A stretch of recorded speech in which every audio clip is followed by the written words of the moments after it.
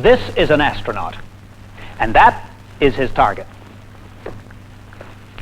In 10 years, if he's lucky, he may be one of the men chosen to go to the moon.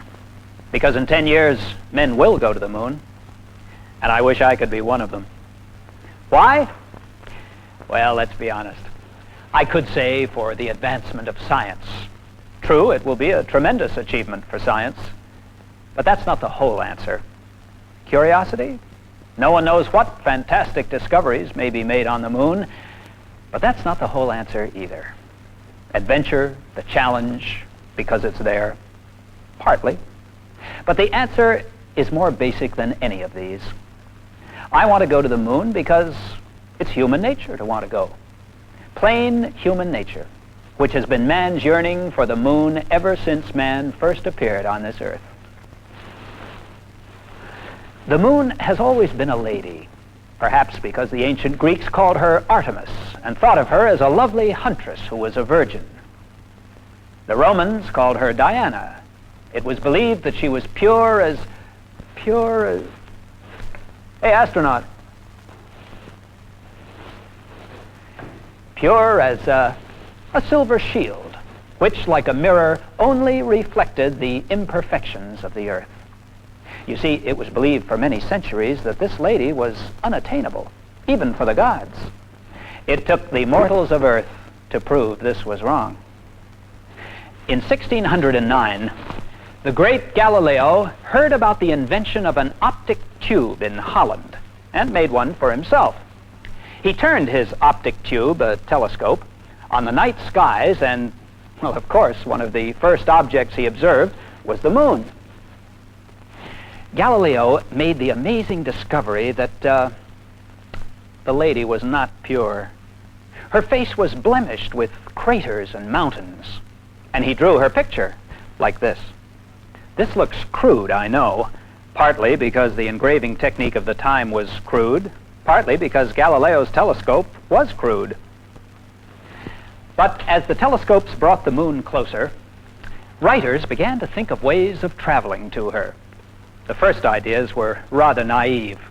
One thought was that a ship at sea would be caught in a violent windstorm, as our astronaut will demonstrate.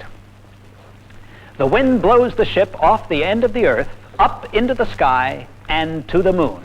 The trip took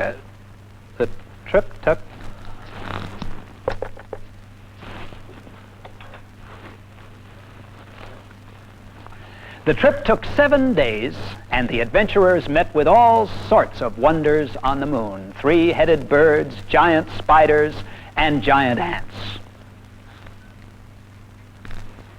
Now here was another novel way of getting to the moon. Ducks or swans would be trained to carry heavy weights, and finally, a man up to the moon. That was Bishop Francis Godwin's idea in 1683.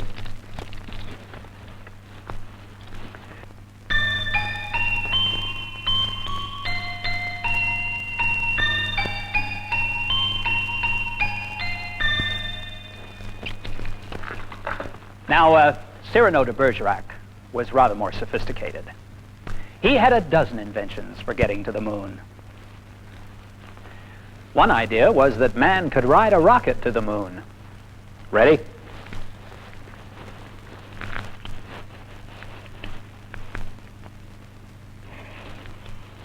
Seven, 6, 5, 4, 3, 2, 1.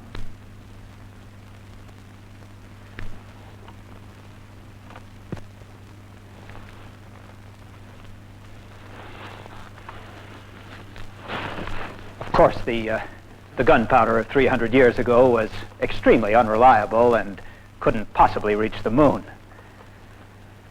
But if the ballistic engineers could do nothing to bring the moon any closer to us, the artists could.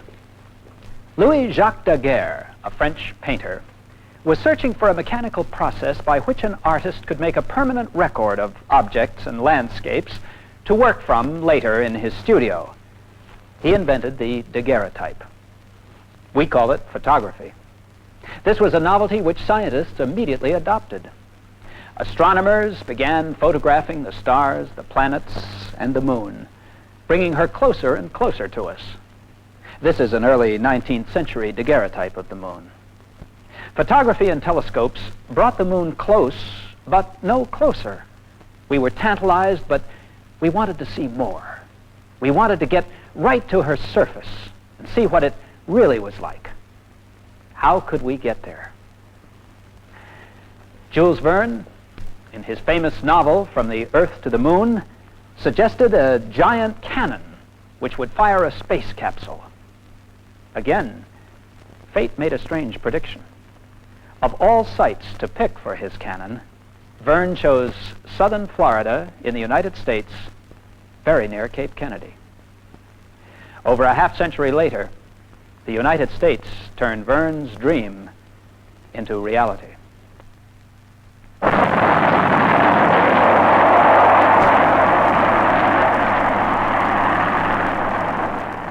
In 1958, the United States realized that the unattainable moon might be at last within reach.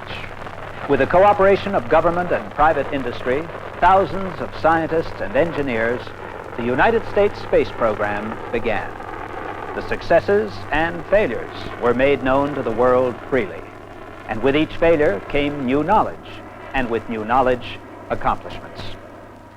As a matter of fact, the United States did reach the moon with the Ranger 4 in 1962, but it told us nothing more than the fact that we could get there.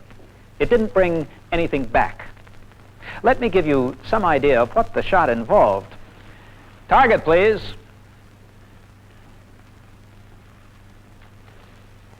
There is the moon, and here is our engineer. Now, the darts in his hand are space capsules. All right, go ahead. Put one on the moon.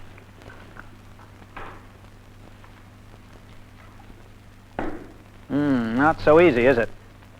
You see, we're leaving out a couple of very important factors. The moon doesn't stand still, and the Earth is moving too, moving in orbit around the sun and turning on its axis.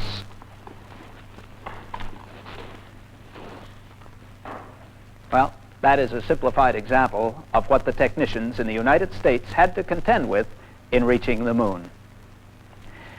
And now you can understand why it was such a difficult feat. And they encountered 1,000 technical difficulties that Jules Verne never dreamed of. But Verne did make another prediction that was significant. He said that a successful moonshot would have to be the work of many men working together, cooperating freely and openly sharing their knowledge, their successes, and their failures. For if one thing is certain, it's the fact that knowledge gained from failure is as vital as the knowledge gained from success, if science is to advance. Or, as scientists themselves put it, negatives are also results. The United States had some negatives, all of which contributed to the triumphs in the exploration of space.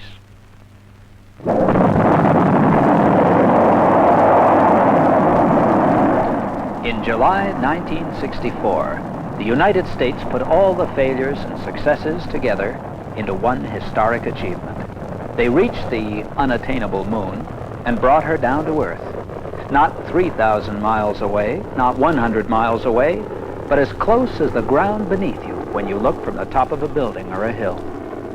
6 specially designed television cameras were installed in the capsule of Ranger 7. We were going to have a close look at last at our fascinating neighbor who had been calling us to her since the dawn of man.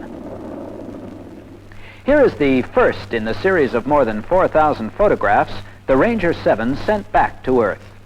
Let's compare it with the best telescopic view available. This brings the moon to within 500 miles of us, the closest we'd ever come. Now the next brings the moon 2 times closer, say to within 235 miles. As the Ranger 7 closes in on its target, bringing the moon closer and closer to us, here is the moon from less than 35 miles away. And now small craters never seen before become visible. To give you some idea of how close the Ranger is to the moon, here is the equivalent area of our Earth. The Ranger 7 is zeroing in faster than the speed of sound. and within seconds it's 25 miles from the moon's surface, or as close to the moon's surface as you and I are from the Earth in this photo. In the upper right of this moon photo, rock formation can be seen. But the moon's face is so unfamiliar to us that we have no way of knowing how remarkably close we are to it. So let's compare it. This is a familiar picture to any of you who have ever flown in airplanes. The Earth is far below, but not far enough to be mysterious. Well, the moon has also lost some of its mystery, too. But in this last photograph, the moon becomes part of the Earth. This is a patch of moonscape measuring 60 by 100 feet, taken from a distance of 1,000 feet up. If you have looked at New York City or San Francisco from the tops of certain tall buildings, you were higher than that. There are houses on plots 100 by 150 feet, which are bigger than that. How would the same sized patch of Earth look from that same distance?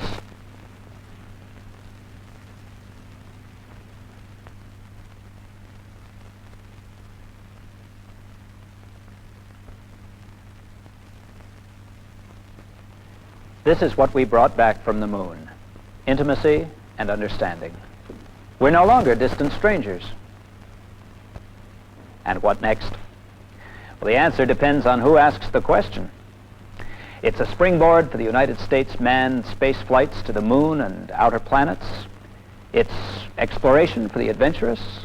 It's the realization that getting a man to the moon may one day bring answers for the scientist in medicine, nutrition, and 100 aspects of human welfare. But don't ask me. In 10 years, ask him.